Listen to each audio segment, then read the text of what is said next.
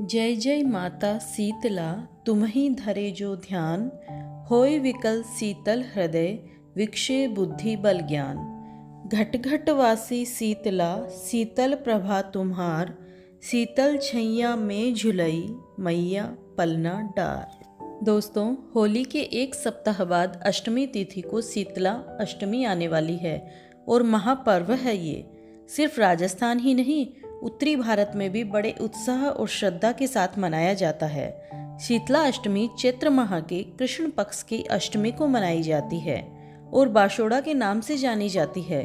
पौराणिक मान्यताओं के अनुसार शीतला माता की पूजा करने एवं व्रत रखने से चिकन पॉक्स हो, माता माई हो, खसरा हो, फोड़े फुंसी हो, नेत्र रोग हो, स्किन डिजीज हो, ये रोग नहीं होते हैं। शीतला माता इन रोगों से रक्षा करती है।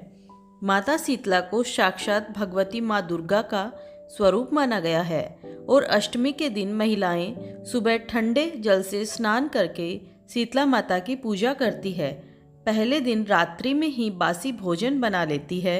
जो भी आपके यहाँ बनता है, दही, राबड़ी, चावल, हलवा, पूरी, गुलगुले, मीठा बाजरा, बाजरे की रोटी आदि जो भी आप भोग लगाना चाहें, अपने रीति रिवाज के अनुसार ये माँ को भोग लगा सकते हैं। ठंडा भोजन खाने के पीछे एक धार्मिक धारणा है, मान्यता है। माता शीतला को ठंडा भोजन, ठंडा जल अति प्रिय है, इसलिए ठंडा बासी व्यंजन ही भोग लगाया जाता है। और इसका वैज्ञानिक तथ्य भी है कि इस दिन के बाद से सर्दी की विदाई मानी जाती है और अंतिम बार ठंडा भोजन ग्रहण करने के बाद आगे इसके बाद ठंडा भोजन खाना गर्मी में हानिकारक हो सकता है।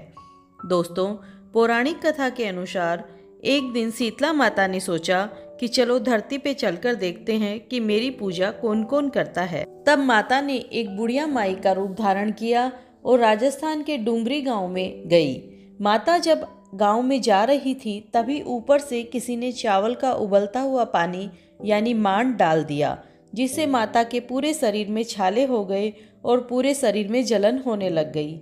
माँ दर्द से करहाते हुए गांव में सभी से सहायता मांगने लगी, लेकिन किसी ने उनकी बात नहीं सुनी। गांव में एक कुम्हार परिवार की एक महिला ने जब देखा कि एक बुढ़िया दर्द से करहा रही है, तो उसने माता को बुलाकर घर में बैठाया और बहुत सारा ठंडा जल माता के ऊपर डाला। ठंडे जल से माँ को छालों की पीड़ा में काफ़ी आराम मिला। फिर कुम्हारी महिला ने कहा कि माँ, मेरे पास रात की दही और राबड़ी पड़ी है, आप इसको खा लीजिए। रात की रखी दही और राबड़ी खाकर माता के शरीर में काफ़ी ठंडक मिली। तभी कुम्हारिन ने माता को कहा, माता, आपके बाल बिखरे हुए हैं, लाइए इन्हें गूंथ देती हूँ। वो जब बाल बनाने लगी तो बालों के नीचे छुपी हुई तीसरी आंख देखकर डर गई और भागने लगी। तभी माता ने कहा, बेटी डरो मत, मैं शीतला माता हूँ और धरती पे ये देखने आई हूँ कि मेरी पूजा कौन कौन करता है। फिर माता अपने असली रूप में आ गई। कुम्हारिन महिला शीतला माता को देखकर भाव विभोर हो गई और उसने माता से कहा, माता, मैं तो बहुत गरीब हूँ, मैं आपको कहाँ बिठाऊं, मेरे पास तो आसन भी नहीं है। माता मुस्कुराकर कुम्हार के गधे पर जाकर बैठ गई और झाड़ू से कुम्हारिन के घर की सफाई कर डलिया में डालकर उसकी गरीबी को बाहर फेंक दिया। माता ने कुम्हारिन के श्रद्धा भाव से खुश होकर उसे वर मांगने को कहा। तब कुम्हारिन ने हाथ जोड़कर कहा, माता, आप वर देना चाहते हैं तो आप हमारे डुंगरी गांव में ही निवास करें और जो भी इंसान आपकी श्रद्धा भाव से सप्तमी और अष्टमी को पूजन करे, व्रत रखे, आपको ठंडा व्यंजन भोग लगाए, उसकी गरीबी को ऐसे ही दूर करना। पूजा करने वाली महिला को अखंड सौभाग्य का आशीर्वाद देना। तब माता ने कहा, बेटी, ऐसा ही होगा, और कहा कि मेरी पूजा का मुख्य अधिकार कुम्हारों को ही होगा। तभी से भक्तों ये परंपरा चली आ रही है और इस दिन जो भी मनुष्य शुद्ध मन से पूजा करके माँ को ठंडे व्यंजन का भोग चढ़ाता है, माँ उसकी सभी मनोकामनाएं पूरी करती है।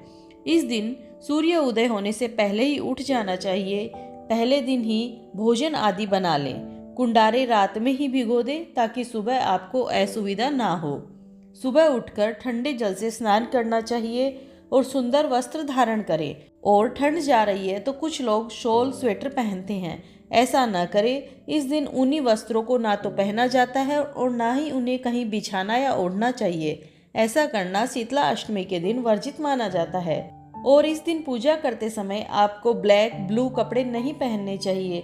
लाल पीले वस्त्र धारण करें और ना ही नए वस्त्र पहन करके पूजा करनी चाहिए और दोनों समय ठंडा भोजन करना चाहिए। शीतला अष्टमी के दिन भूलकर भी अपने घर में चूल्हा न जलाएं। इस दिन चूल्हा जलाना वर्जित माना गया है। जो भोग लगाते हैं उसमें बहुत ज़्यादा तीखा मिर्च खटाई बिल्कुल नहीं होनी चाहिए। माता शीतला के भोग में प्याज और लहसुन का गलती से भी उपयोग नहीं करना चाहिए।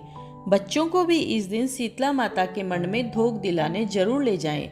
इस दिन भूलकर भी शराब मांसाहार का उपयोग नहीं करना चाहिए, नहीं तो गंभीर रूप से रोग परिवार में आ जाता है।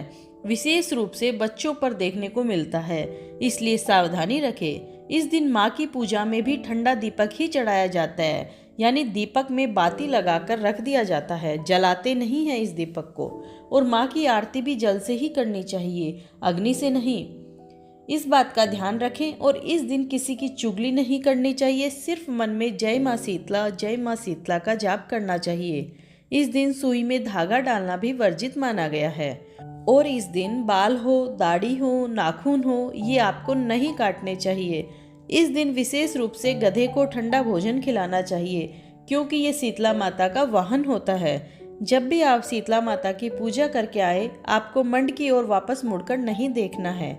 और दूसरा, अब घर में जब प्रवेश करेंगे तो पहले आपको हल्दी से स्वास्तिक जरूर बनाना है। इसके बाद आपको घर में प्रवेश करना चाहिए। जो भी जल आप शीतला माता के मंड से लेकर आएंगे, वो जल आपको पूरे घर में छिड़काव करना चाहिए, सभी की आंखों में लगाना चाहिए।